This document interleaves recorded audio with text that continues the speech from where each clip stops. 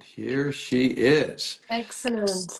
Hi, Stephanie. Hello, Dwayne. Can you hear me okay? I can hear you great. Can you hear me okay? Yes, yes, really good. Terrific. So I hope you had a nice weekend. What I did you do anything did. special?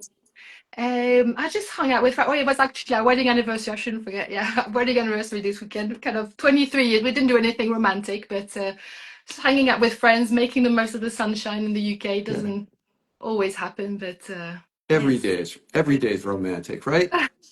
exactly. And this week, do you have anything that you're shooting that is exciting you? So this week, so I've got a home studio here. So I always get people, individuals coming here for Yes. headshots. I had a lady this morning who's a psychotherapist, needed a headshot. All right, just thinking about anything exciting I'm doing this week. Yeah, a couple of events as well. Yeah, it's kind of every day's different. Well, so Stephanie, for those who follow your work but have never really heard you speak, you have an accent. Tell us a little bit about your journey and how where you grew up and how did you become a photographer and share. So, yes, I was born in France, very multicultural family. So, I know my mom's watching. I think she is. Ah. Just give her a shout out. So she was from Venezuela. My dad was born in Morocco. They had us a family in France. So I was born in France. Um, and I met my husband in Berlin. I was doing a year out in Berlin. Right. Came to the UK. He's British, and and I haven't left. So it's been nearly 30 Oh, years now in the my UK. gosh. So Yes. that's cool. Now, when how did you become a photographer? You're how I sort of see your work is you're a commercial corporate photographer and with a leaning towards people and headshots. But how did you get here with Yes, that? I think for me it's really faces. I love capturing faces, moments. So at school I was interested in everything. I was Mm, interested in science, in literature. I think probably sport is the only thing that I was really bad at. mm, So it was difficult for me to find a path, and I ended up working at studied software engineering, okay. which I thought was really fun, quite nerdy, but I think I'm kind of a little bit nerdy. Mm, And I love the troubleshooting aspect, that the kind of problem solving. right. And so I studied that. I came to the UK just during it was a long time ago now. In 97, I arrived, and it was a very exciting time to be involved with the internet was kind of, it's Mhm. like a real boom. Everybody was finding the next idea that was gonna, make them a millionaire. And I worked for an internet consultancy in London, in Clerkenwell. Really fun time to be involved with that. And but then I got pregnant with my first child, Right. and I took time off, and I wasn't quite ready to get back to London, 5 days a week. And so I started doing on the side at the weekend family photos. So I was just first of all taking photos of friends, babies, and then they gave me the confidence to start charging. And yeah, it's kind of built up my family photography business, Mm, which really kind of thrives. I mean, St. Albans is a great place to do that because you've got a lot of people, like professionals who lived in London and then start a family, move to Hertfordshire. So there was a lot of families there that, could afford to pay for professional photography. yeah. And I just love it. And so I was able to do that during the weekend, build that up. And yeah, I think so. Then in 2013, I think we built an extension on our house, which went massively over budget. Hmm. And I went through, I think, a year of saying yes to every project. So I was just, it Yes. was a yes year. And so I got to try things that I wouldn't have tried before. So instead of just photographing little kids, that people were asking me, oh, I need a headshot for work. Hmm. And I found actually this is something that am really enjoying, Hmm. taking portraits of adults. I give a bit more guidance. Obviously the guidance you give to a toddler is not the same that the guidance you give to a CEO, but Well, sometimes. there is something about, I mean, certainly about trying to create the energy that you need to get the best out of your subject, to make them feel comfortable. I mean, I think actually photographing little kids was a great way for me to understand that they will mirror my energy. Yeah. And just the whole psychology. I always think, photography is maybe 80% psychology, 20% actually taking the photo, is Hmm. understanding. So obviously for families, the message is, being authentic to the family that I'm photographing. Parents will want happy shots of their kids, or being able to look back on the session and not. And I think for the first few years, it was kind of, oh, it was total chaos. I don't know how you managed to get those shots, thank Yeah. you.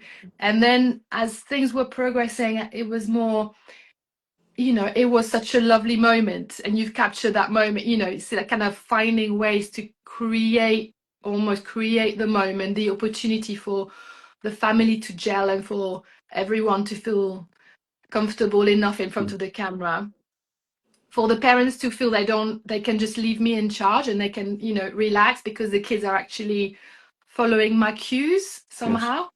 And it just happened over time. I can't really pinpoint when it started happening, but it was like that big light bulb moment, the way I behave, from the minute I arrive on the shoot Yes. is going to dictate how the shoot goes, the way I talk to people, Hmm. the way I make them feel. So, for obviously for commercial corporate stuff, it's a little bit different because I need to find out a little bit from more about what is the brief. Right. What The is it brand. that they exactly? Um, But do you so think photographing children, as soon as they know, as soon as you make it too much about the photography process and experience, the heels go in and they're not going to be as receptive. And when you photograph, a business professional or an adult of any type, as soon as they get too focused on what you're trying to do technically, they can get nervous. And so, maybe there's some similarities there of staying, I don't know, just true to making them comfortable and not pushing the whole photography experience on them.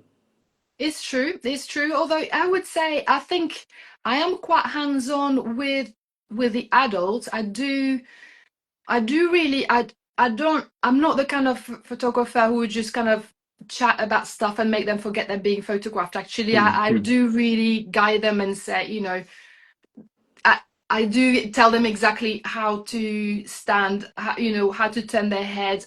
Yes. But I don't think this is making them feel more nervous. I think for many, they haven't got, what's stressing them out is where will I put my hand and what, Mm-hmm. and sometimes if you leave people to do whatever they would do naturally, doesn't always get the best result. I know it sounds counterintuitive because a lot of photographers would say, just let them be themselves authentic. But a lot of people come to me because they always look bad in photos, because the way that they would behave typically is not, they might have little things that they don't like about themselves and they try to hide them in the wrong way, or, Mm-hmm. hold themselves in. So I kind What do you say to someone who comes into your that studio? all the stuff that I think many photographers do, Yeah. but I think and then I show them the back of the camera, and the minute they see a photo, it's like, oh my god, it's not a disaster. Actually, I can Does, look good in photos. does it Makes does a it big happen difference. often that someone will come into your studio and they'll say, "I'm just not photogenic"? Oh yeah, it happened this morning. Yeah, Yeah. lady And said and to how me, do I you think. how do you take them to a place and to letting go, I guess, until they get to look in the back of your camera and go, oh, actually, Exactly. that's not so It bad. is because it's like somebody complaining about something, and and if you say, "Oh no, don't worry about it," Yeah. they don't feel listened to. Hmm.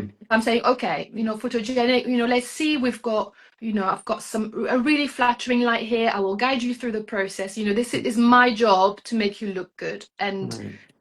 it's going to be a collaborative process, and the minute I show them the back of the camera is like definitely a before and after. That kind of, okay, we've got something decent we can work with. We can kind of, Yeah. working fine tune that, but they know it's going to be better than the kind of result they would normally get. Hmm. So it's such a buzz. This is what Yeah. I think for me is not. I think for many photographers is the creative side of things that gives them a buzz.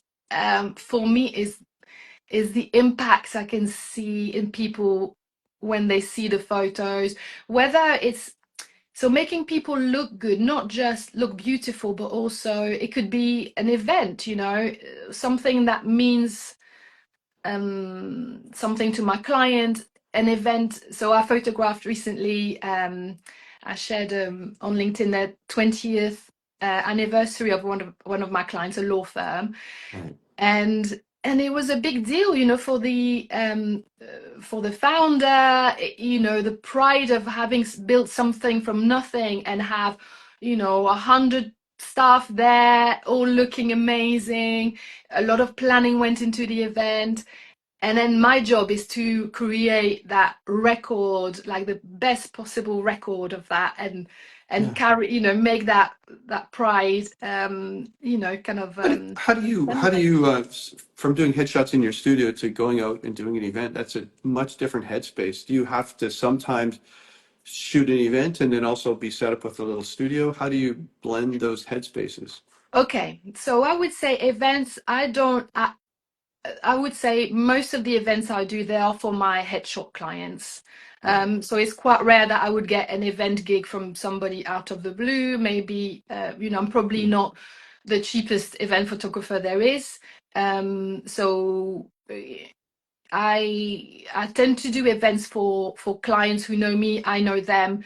Hmm. They trust me with their image. They know that, their staff know me. So when I turn up, I already know who the key Yeah. people are, and Hmm. I know what their brand is about. I know the story they want to tell. I know the kind of photos that they would choose, when they pick their headshot, whether they're smiley photos or more Hmm. the serious ones, or, you know.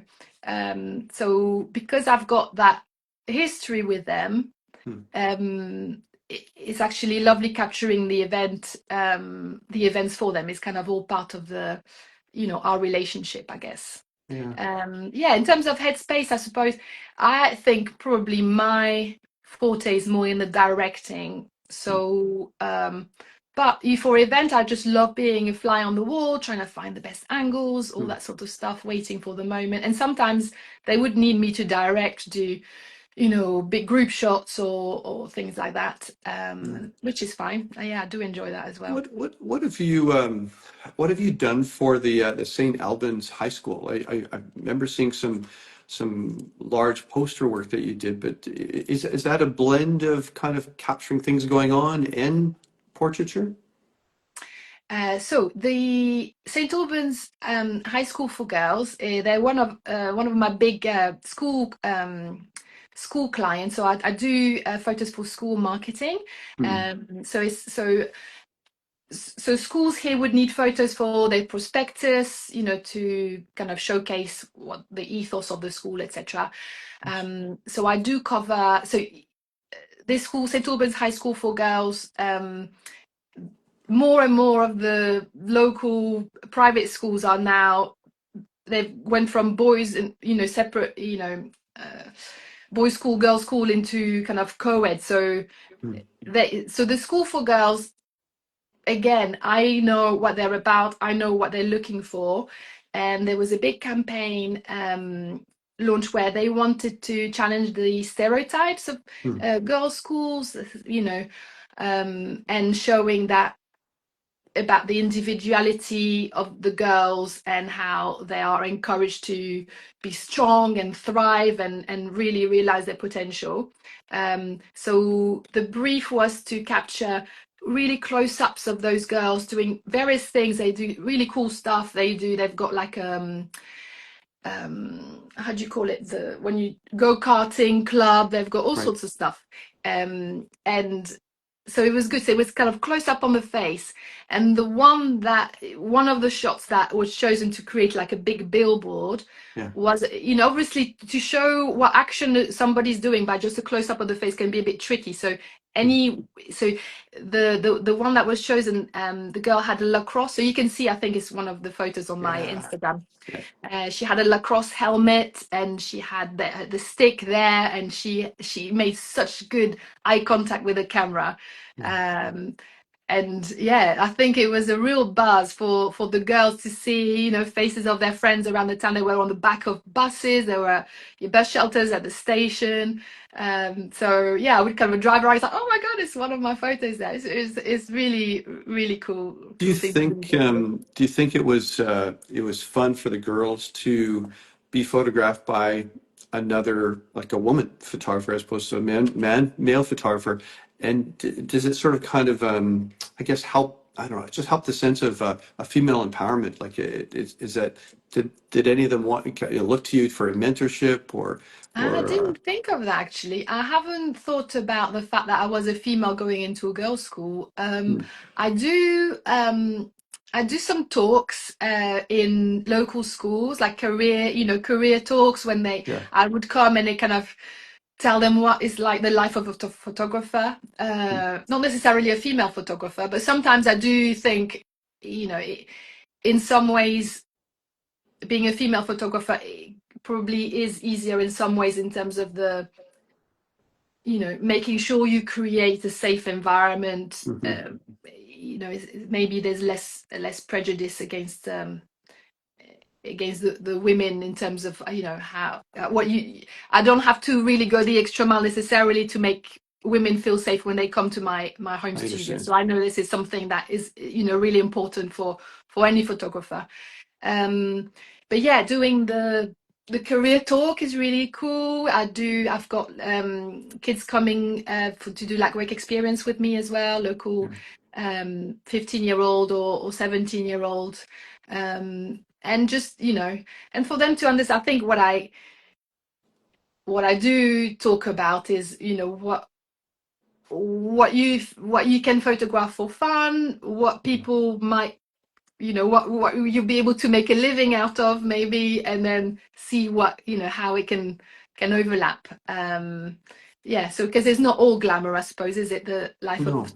photographer? No, Because no, it's far from glamorous. Something I wanted to say on the same topic, and I'm not sure if you realize exactly how much you inspire and influence not I'll just say it. The female photographers in our group, I believe that they look to you. They admire your critical thinking style and your good, very community based but business savvy. And so, in how you market yourself on LinkedIn, and how you handle yourself in the WhatsApp group that we have, is I see it as a great and positive influence for female members, but all of the members as well. And I just wanted to sort of take my hat off to you for that. oh, So thank you so much, Dwayne. That's really kind of you to say. I love being a member of Headshots Matter. The WhatsApp group, is super supportive, isn't it? yeah, it really And is. yeah, yeah. And I think the more you participate and the more people get to know you, Hmm. and it's whatever you can put into it, the more you put into it, the more you get out of it as well, Yeah, right? yeah, yeah. Some of our members have, they're more active and they've got, kind of more, I guess, dynamic personalities. But you go toe to toe with them, and I quite like that. Nice, nice. Thank you. So I mentioned community a moment or two ago. So one of the things that I think most people see you as doing so well is you've embraced your community, your St. Albans community, and you've found really interesting ways that are not patronizing or anything, or they're just really good ways to help you market your services. You've got Facebook groups, or how you share your work on LinkedIn. It's quite neat, and it probably makes a lot of sense in how you've presented the St. Albans community, that it works well with that group, that demographic. Yes, I think so. The demographic, I appreciate, what I'm doing here in St. Albans, you can't necessarily do it in any town. I do really realize I'm very lucky that my target audience is kind of living Hmm. living here, and that makes a big difference. I know if I had to market to the whole of London, there's so much competition. It's hard Hmm. to be. It's probably a lot harder have that sense of community in like such a big city. But Hmm. I would say, yeah, St. Albans. So yeah, my kids always make fun of me because if I say, oh, they're going to a party so and I'm like, what's the last name? And like, oh yeah, I photographed them when they were little, or she's like, no, you always know everybody. Oh, I think, and this is why I can't put I'm not the best of drivers, so I can't put like advertising on my car because I would, that's the kind of thing that if I cut people off at roundabout, yeah, roundabouts, I kind of, too it funny. would, yes, yes. But yeah, I mean, How old are your kids? How old are your kids? oh, they're not really kids anymore. They're nearly 18 and 21. Oh my gosh. So yeah, they're older. So I think actually, yeah, it's the picture there. Like, I don't know if you can see my daughter's doing a Yes. handstand on the beach there, but yeah, they're quite a bit older now. Um, Are yeah. they inspired by their mom being someone who is self-employed? Um, Like I don't a know. non-traditional path. Yes, well, I guess for them, maybe they don't know what a traditional path would be like Hmm. necessarily. So I don't know if they, maybe once they really get into the workplace, they might realize that, that is different from what, yeah, from what their mum has done. But, for me, it's just been amazing being able to not have to ask permissions to take time off, etc. Hmm. And build up the business. So I think my daughter's definitely got that entrepreneurial Nice. spirit as well. So I can see her doing something, maybe not photography necessarily, but maybe one day having her own business, 100%. Yeah, I think it's really important these days that regardless of what path our kids take, having a sense of an entrepreneurial spirit, I think will help them whether they choose a career path that's more self-employed or working for somebody. I think it's a really good thing to see, and to see their mom being well connected in a community, caring about very much about her clients, understanding brand. I think it's terrific. So. Good for you. Yes. I wanted to ask you, like I talked about what if your kids are inspired by you, but like, has there ever been one photographer or one person who has inspired you the most in your early part of your career, or even continues to inspire you? So you know what? This is a conversation we had. I remember on the WhatsApp group, and I think some people were a bit taken aback by what I was saying. But I almost, I, Yeah. I almost try not to look too much at what other photographers are doing, even the famous ones, just because Hmm. it, I think it's hard to be original, and I know that I don't want to be. I don't want to be, I suppose, second guessing myself or have comparisonitis. I don't know Hmm. if that's like I I quite like to just do what I think works for me and for my client, and not Yeah. really think, oh, I should be more creative, or I should, Hmm. so I try to not really look at what other photographers are doing. I do love, going to art galleries or just walking around the street. Actually, this is what I like. This is what Hmm. inspires me, is kind of, just walking around, seeing how people blend with the architecture, what they wear. I don't know. I don't Yeah. know how to explain it, but Something that I chatted with Johnny Edward about the other day is about creativity and what do you shoot things that's creative because you've been creatively inspired, or do you just get to it and then be inspired within the process? Like so when someone comes into your studio, you've likely talked with them, you may have met them, then they sit down. Do you, what kind of drives you to take a certain direction with them? so I would say, first of all, I try to visualize, I try to have a plan beforehand. So I try to find out a little bit more about them, kind of do a bit of research on them, maybe Yeah. look them up, and have a plan. And maybe the plan doesn't, maybe they're not on board with the plan, or once I see them, I might adjust. But I like to pre-visualize. I'm covering an event tomorrow night, and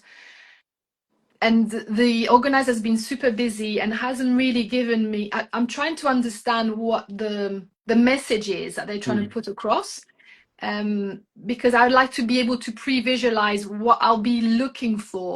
mm, I did a street photography workshop actually years ago with a photographer called Kevin Mullins, and we were on Trafalgar Square, and it was okay. Now photograph red things, and mm. then you end up, kind of honing in. You just look for red things. It's just amazing, and the brain is really good at doing that. Yeah. And while you look for red things, you probably don't notice any other thing, but the red thing that is the brief, right?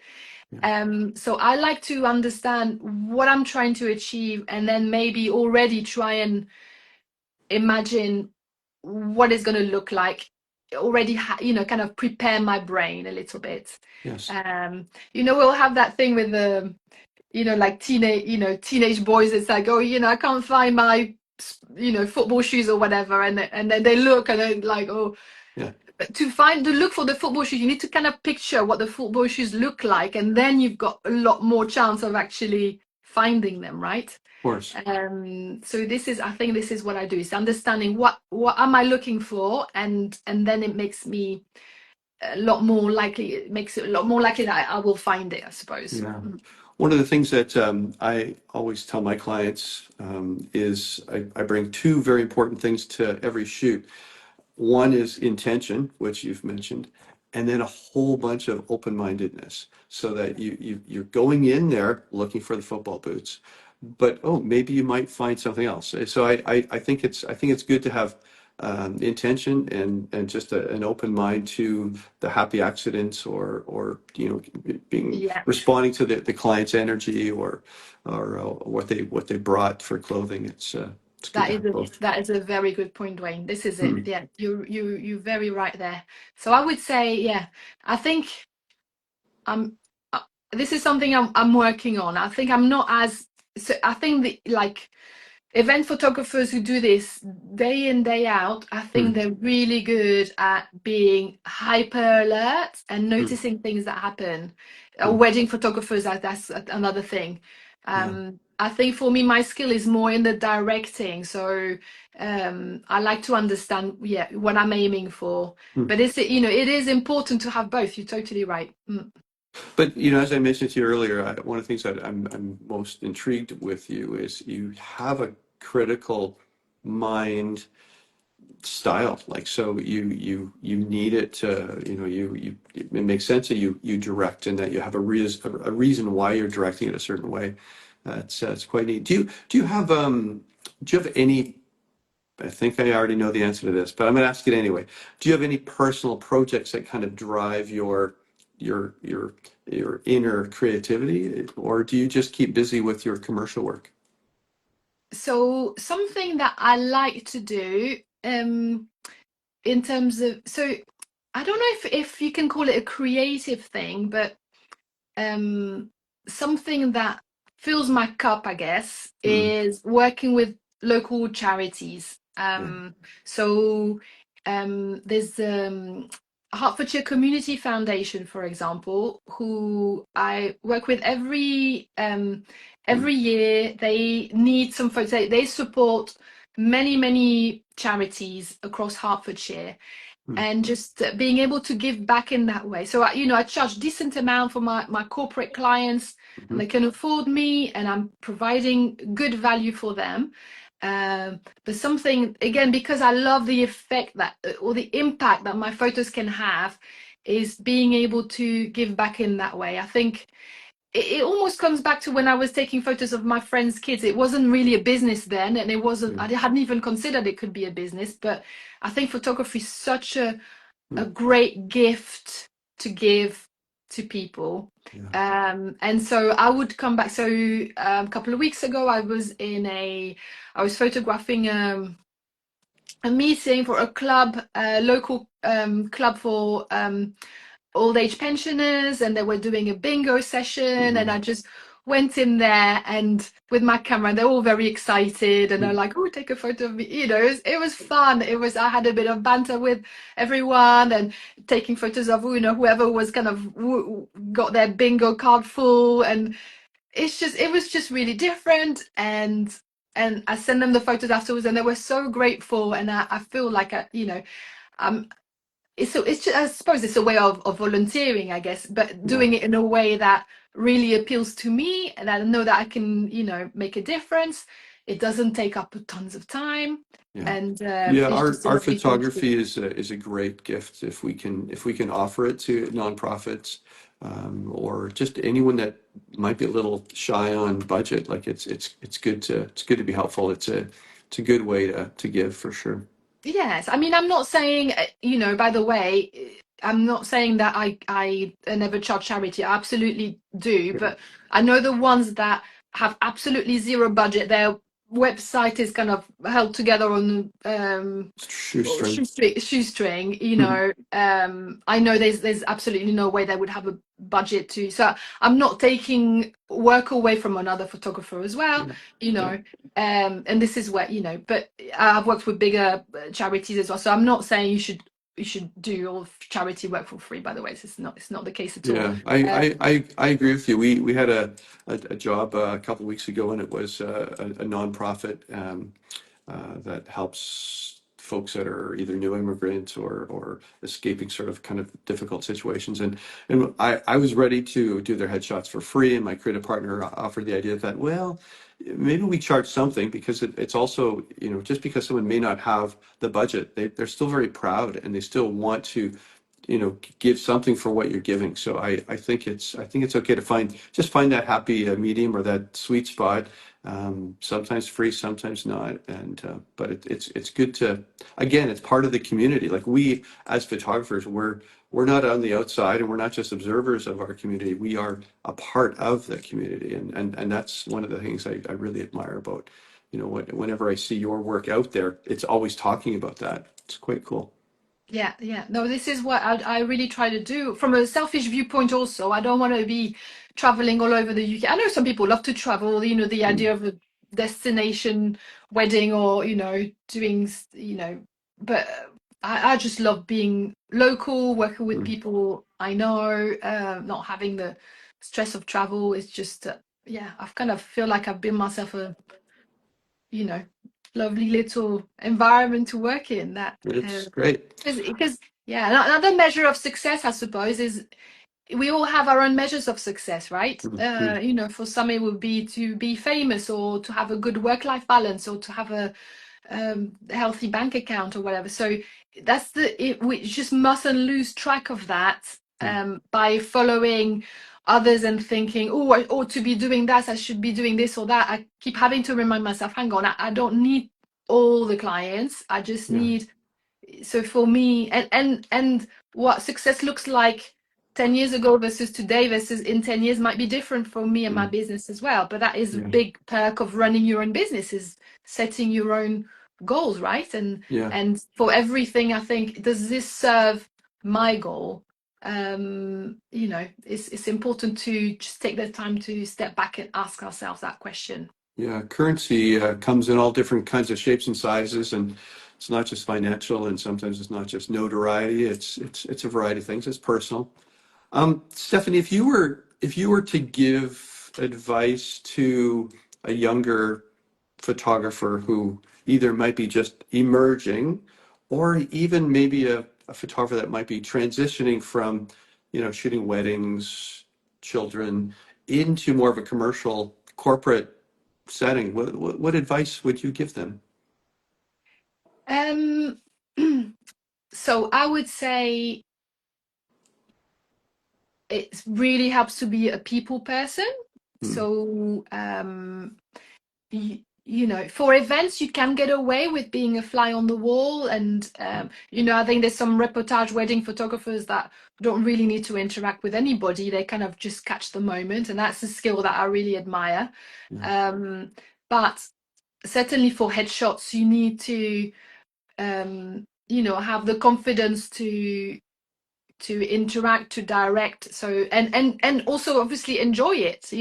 So if you're not interested in people, probably headshot photography isn't the right choice. So because people will see it straight away if you're not interested in them, if you're just kind of doing it for the money. I think something I like about is really just from a totally pragmatic viewpoint is that I was joking that not many people do this as a hobby, taking headshots in offices. It doesn't sound like No.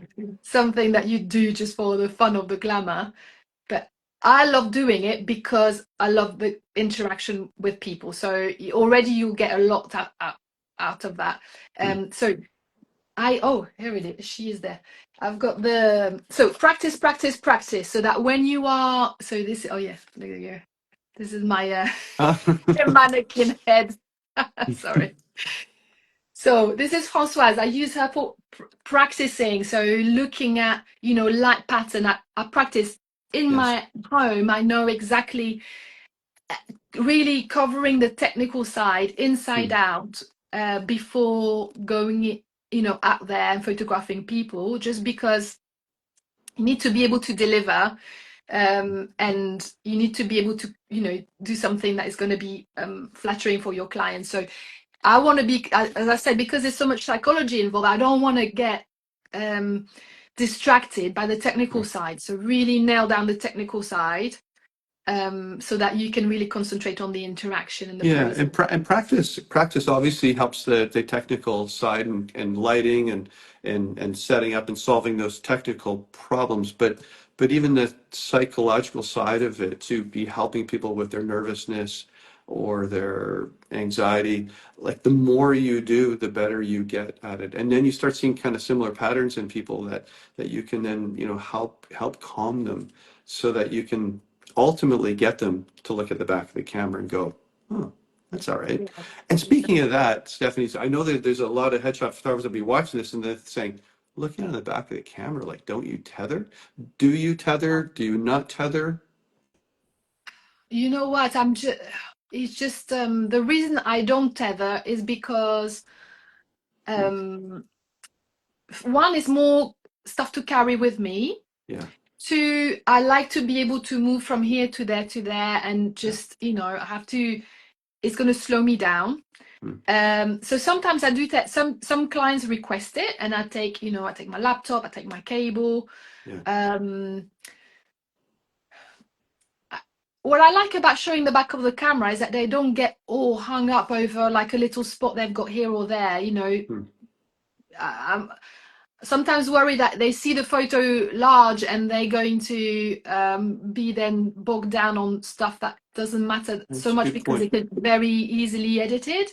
Hmm. Um, and some people take ages kind of looking at the photos, and I Hmm. just like to keep the flow Keep the going. flow. And I'm just so used to having that flow without the tethering.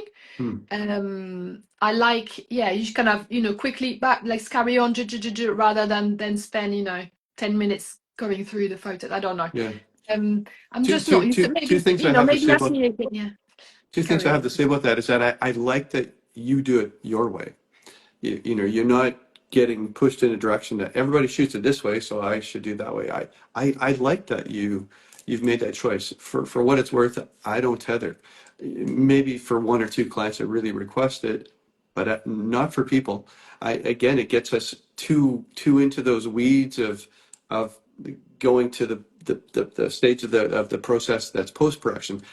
We got time for that, but when we're shooting, and Exactly. I like it. So I've been doing this for a long time. I like being a photographer. When I tether, I don't know, it changes that for me. So I like back of the camera viewfinder, and then sharing and keeping that kind of flow too. So I love hearing that. It's good. It's good. That's interesting. Yeah. This is it. Exactly. This is exactly how I feel about it as well. Mm. Yeah. And again, it's just, I think, every photographer needs to find their way to do what they do. And so I think it's great that you've found that. Very Yes, cool. I mean the thing is, maybe ask me again in a couple of years, and maybe I'll be swearing by the maybe I'll have found a way to make it work with Yeah. my flow. But at the moment, it's just yeah, it's Yeah, and not. I know that there's photographers that do tether, and it is part of their flow. So I think that's great.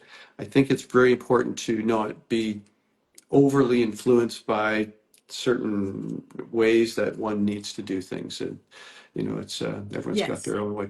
So do you have anything exciting kind of coming up in the next week or two or month? Oh, yes. So we've got the big TEDx event. This is going to be the third year I'm involved with that. So there's a really very, very good organizing team putting together a TEDx event Hmm. here in St. Albans.